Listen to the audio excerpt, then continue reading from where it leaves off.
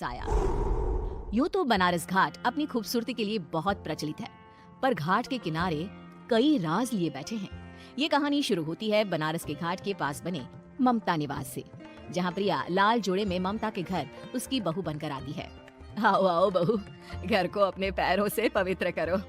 ममता घर की दहलीज पार कर ही रही होती है कि अचानक एक बहुत गंदी सी बास पूरे घर में फैल जाती है।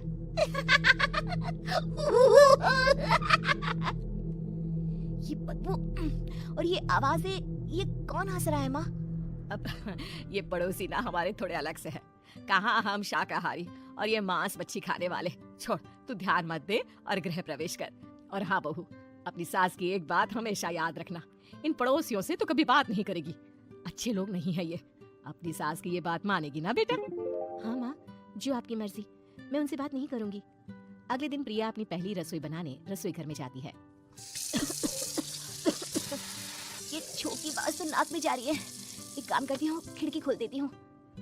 प्रिया खिड़की खोलने जाती है। इतने चाले, लगता है इस खिड़की को कभी खोला ही नहीं गया। पर ऐसा क्यों? ओह, नॉन वेज की स्मेल आती होगी ना। 2 मिनट के लिए खोल लेती हूँ, फिर बंद कर दूंगी। प्रिया खिड़की खोलती है। खिड़की खोलते ही उसकी नजर सामने वाले घर की खिड़की पर पड़ती है, जहाँ एक लड़की खड़ी होती है। हाथों में मेहंदी, लाल रंग की साड़ी, बिल्कुल सजी धजी, मानो प्रिया की तरह ही वो भी नई नवेली बहू हो। वो प्रिया को देखकर मुस्कुराती है। हे भगवान, माँ ने तो इनसे बात करने को मना किया था। प्रिया फौरन ही खिड़की बंद कर देती है और तवे पर चढ़े रोटी की ओर देखने लगती है, पर वहाँ रोटी न होकर मछली पड़ी होती है। ये क्या? पहली ही रसोई में इतनी बड़ी गलती। हे भगवान, अब मैं क्या करूं? प्रिया बहुत डर जाती है और फौरन रसोई की सफाई करने और फिर सभी के लिए खाना बनाने लग जाती है। जब वो सबको खाना परोसती है, सब तो ठीक है, मैं बेकार में चिंता कर रही थी। हे भगवान, ऐसे ही बस अपनी कृपा बनाए रखना।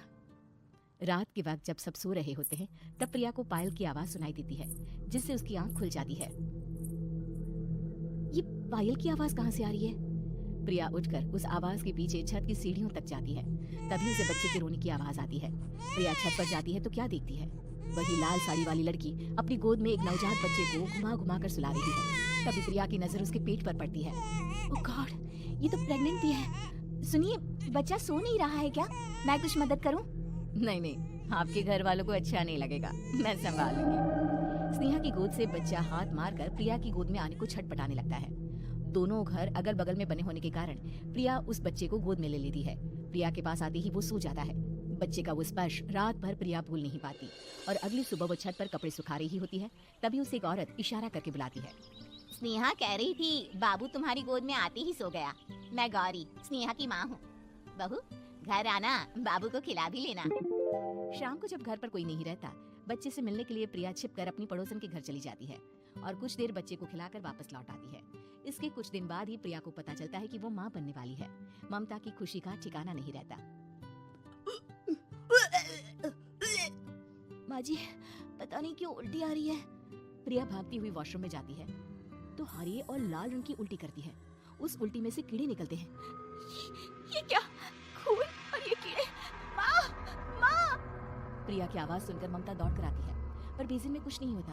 प्रिया हक्की बक्की रह जाती है। ये सब क्या हो रहा है? प्रिया घबरा जाती है और अपने कमरे में जाकर सो जाती है।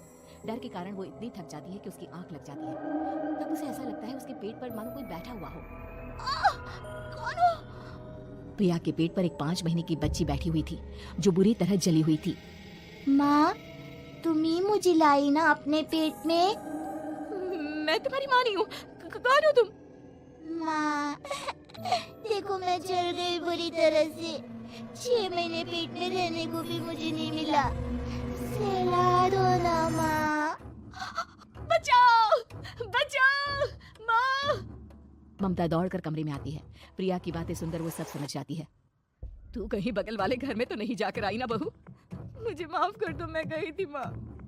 उस घर में सब मरे हुए हैं बहू। कई साल पहले स्नेहा उस घर में बहू बनकर आई थी। कुछ ही दिन में वो एक बच्चे को जन्म देने वाली थी।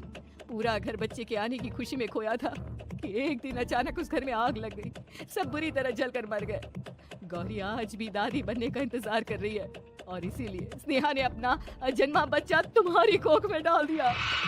ममता ये कह रही होती है कि पीछे से उसके पैरों को एक बच्चा पकड़ लेता है। दादी, दादी।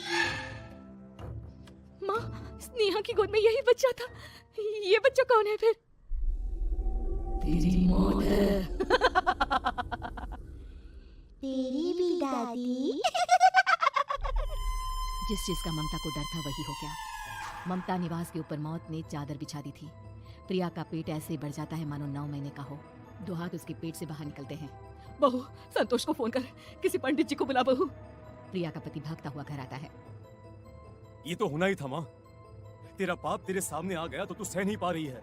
स्नेहा घर में आग लगी नहीं थी, माँ ने लगाई थी, प्रॉपर्टी की लालच में। और वो बच्चा मेरी पहली पत्नी का बच्चा है, मेरा बेटा, जो कि उस आग की चपेट का शिकार हो गया था।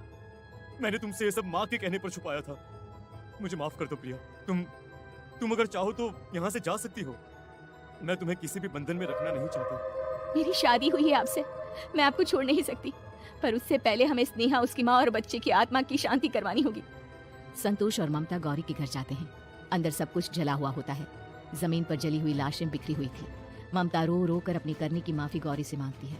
प्रिया स्नेहा के घर वालों का अंतिम संस्कार करवा देती है और ममता निवास फिर से आत्माओं के साए से मुक्त हो जाता है।